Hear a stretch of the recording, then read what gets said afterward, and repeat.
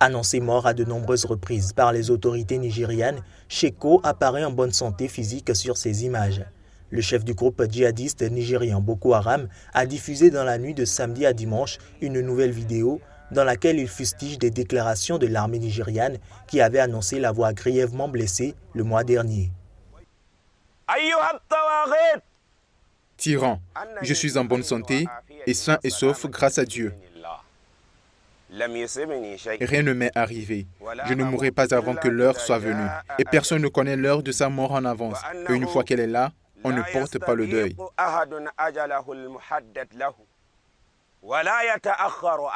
S'exprimant tour à tour dans les langues Hausa, arabe, anglais et dans des dialectes parlés dans le nord-est du Nigeria, il profère des menaces directes contre le président Muhammadu Buhari qui a demandé cette semaine l'aide des Nations Unies pour négocier la libération des lycéennes nigérianes enlevées à Chibok il y a plus de 2 ans.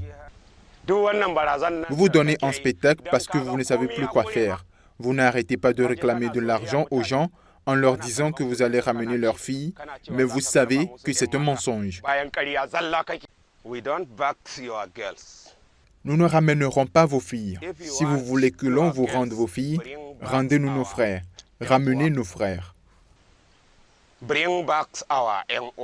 Le nombre de vidéos diffusées par Boko Haram a augmenté ces dernières semaines alors que le groupe est fortement divisé entre ses différentes factions et que le leadership de Sheko est remis en cause.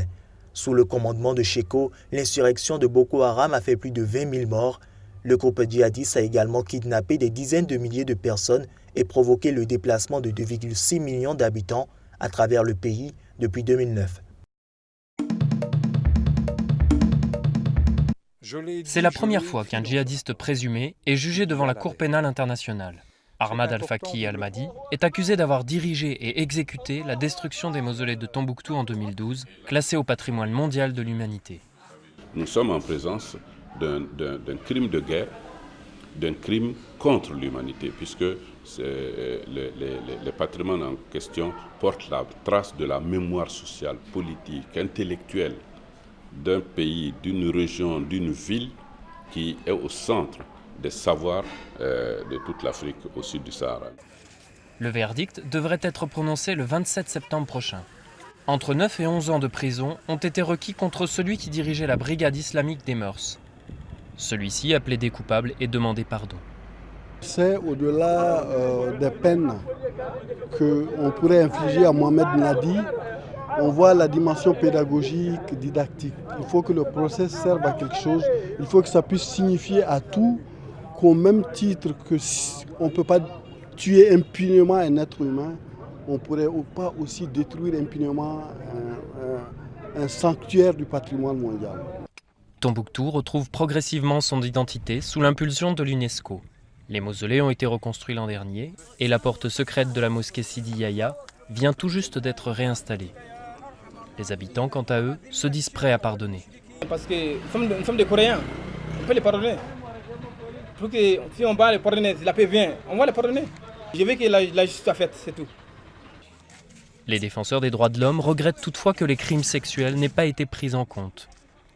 Même si le procès à Ahmad Al-Faqi Al-Mahdi sert d'exemple, certains déplorent que de nombreux criminels échappent toujours à la justice.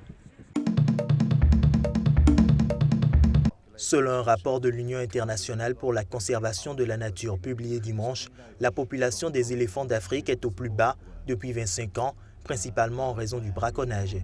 L'Afrique compte environ 415 000 éléphants, soit 111 000 de moins que lors de la dernière décennie, selon ce rapport basé sur 275 mesures à travers le continent. Une des choses qui nous inquiète, c'est que pour le moment, l'accent est mis sur le braconnage, la perte des éléphants pour leur ivoire, mais il y a un énorme problème sous-jacent et c'est la réduction de leur espace vital. Nous sommes très inquiets par les développements d'infrastructures qui empiètent sur leur habitat, particulièrement le développement des routes en Afrique centrale.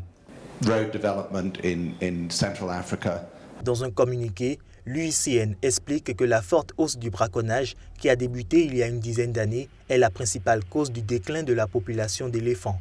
La disparition croissante des zones naturelles d'habitation des pachydermes menace aussi l'espèce, précise l'UICN.